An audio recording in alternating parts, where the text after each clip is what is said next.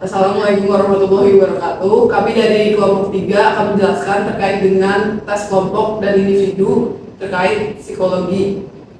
Perkenalkan, nama saya Debbie. Saya Jabir. Saya Izul. Saya Zia. Saya Alira. Sekian dari perkenalan kami, selamat menyaksikan. Tes individu adalah suatu metode pengukuran psikologis yang dilakukan secara langsung antara tester, penguji, dan testi peserta tes. Dalam pengujian ini, tester berhadapan dengan satu testi pada satu waktu tertentu, sehingga prosesnya bersifat personal dan interaktif. Jenis tes individu meliputi tes kepribadian, tes intelijensi, dan tes kemampuan yang semuanya dirancang untuk mengevaluasi berbagai aspek dari karakteristik individu secara spesifik. Kegunaan tes individu dalam psikologi digunakan dalam berbagai aplikasi yang penting. Tes ini digunakan untuk melakukan asesmen klinis, membantu dalam diagnosis psikologis, serta menilai keterampilan khusus.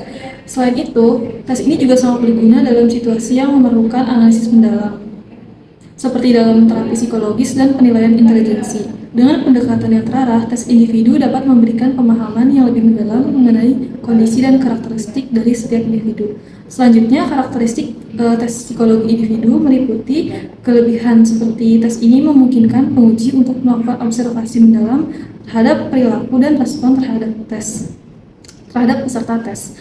Tes individu memberikan informasi yang lebih detail mengenai karakteristik unik dari seseorang. Soal atau konten dalam tes ini biasanya lebih terfokus dan rinci, dan penguji juga bisa mendapatkan informasi lain tentang individu yang diuji, seperti cara berpikir atau reaksi emosional mereka. Selain itu, karakteristik kekurangan yang dimiliki tes individu ini seperti membutuhkan lebih banyak waktu untuk pelaksanaan dibandingkan tes kelompok, dan hasil tes biasanya spesifik hanya pada individu yang diuji sehingga tidak dapat digeneralisasikan kepada populasi yang lebih luas. Ada beberapa etika dalam tes kelompok dan individu. Yang pertama, kerahasiaan dan privasi. Pengawas tes harus memastikan bahwa hasil tes dan informasi pribadi tidak dibagikan secara terbuka atau dapat diakses oleh peserta lain. Pelanggaran terhadap kerahasiaan dapat merusak kepercayaan peserta dan mempengaruhi validitas hasil. Yang kedua, ada informed consent atau persetujuan setelah mendapatkan informasi. Sebelum pelaksanaan tes, peserta harus mendapatkan penjelasan yang jelas mengenai tujuan, prosedur, dan penggunaan hasil tes. Peserta harus memberikan persetujuan secara sadar sebelum mengikuti tes. Baik, selanjutnya kita lanjut ke etika yang ketiga, yaitu ada pemberian hasil yang bermakna. Nah, setelah tes itu selesai, penyampaian hasil juga harus dilakukan secara etis. Nah, hasil tes itu hanya boleh diberikan kepada pihak yang berwenang, yang berkaitan langsung dengan tujuan tes. Selain itu, penyampaian hasil juga harus menghormati privasi dari peserta tersebut. Nah, langsung ke etika yang terakhir, yaitu ada interpretasi yang tepat. Jadi, hasil tes itu juga harus diinterpretasikan dengan akurat oleh individu yang kompeten. Penyampaian hasil kepada peserta atau pihak berwenang harus dilakukan dengan hati-hati untuk menghindari kesalahpahaman yang dapat mempengaruhi keputusan penting seperti di bidang pendidikan atau pekerjaan. Dapat beberapa contoh dari tes individu. Yang pertama, tes Binet Simon. Tes ini pertama kali disusun oleh Alfred Binet pada tahun 1905 dan disempurnakan menjadi Stanford Intelligence Scale.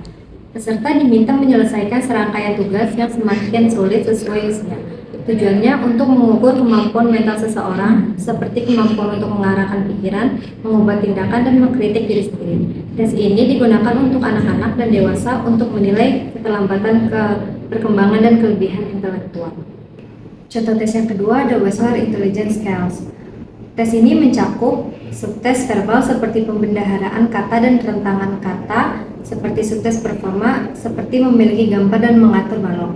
Tes ini diberikan kepada individu sesuai usia. WPPSI untuk prasekolah, WESC untuk anak-anak, dan WAIS untuk dewasa. Tujuannya untuk menilai kecerdasan umum baik dari segi verbal maupun performansi. Tes ini digunakan untuk diagnosa klinis, asesmen pendidikan, serta penelitian perkembangan intelektual. Definisi tes kelompok. Tes kelompok merupakan tes yang dapat diberikan kepada lebih dari satu orang pada waktu yang sama oleh tes individu. Misalnya, ketika seorang instruktur memberikan tes kepada seluruh orang di dalam satu ruangan secara bersamaan. Tes ini memungkinkan pengujian massal secara simultan dengan meminimalkan biaya dan waktu. Tes kelompok juga dirancang untuk administrasi yang lebih efisien karena membutuhkan lebih sedikit material dan pelatihan pemeriksa dibanding tes individual. Kegunaan tes kelompok psikologi. Yang pertama itu ada dalam bidang pendidikan. Jadi tes kelompok ini berguna untuk membantu peserta didik dalam merencanakan masa depan, karir, dan keputusan lainnya secara akurat. Yang kedua itu dalam bidang industri dan organisasi yang mempunyai kegunaan sebagai penyeleksi karyawan untuk penempatan dalam dunia kerja. Baik, selanjutnya ada ke karakteristik tes kelompok. Kurang lebih karakteristik dari tes kelompok ini agak mirip dengan tes individu, ada kelebihan dan juga kekurangan. Nah, kita masuk ke kelebihannya terlebih dahulu. Kelebihan dari tes kelompok ini ada tes kelompok itu bisa dirancang untuk massal dan juga dilakukan secara sesama. Jadi tes ini itu dibuat untuk digunakan oleh banyak orang sekaligus. Lanjut ke kelebihan yang kedua, yaitu efisiensi waktu dan juga menghemat biaya. Karena tesnya secara serentak, jadi kita bisa menghemat waktu dan juga menghemat biaya. Selanjutnya kita masuk ke kekurangan tes kelompok. Yang pertama itu ada interaksi yang terbatas dan juga kondisi peserta didik itu jadi sulit dideteksi. Karena hal ini kita tidak bisa memperhatikan satu demi satu peserta yang sedang mengalami kesulitan, dan hal ini bisa mengakibatkan observasi yang kurang mendalam.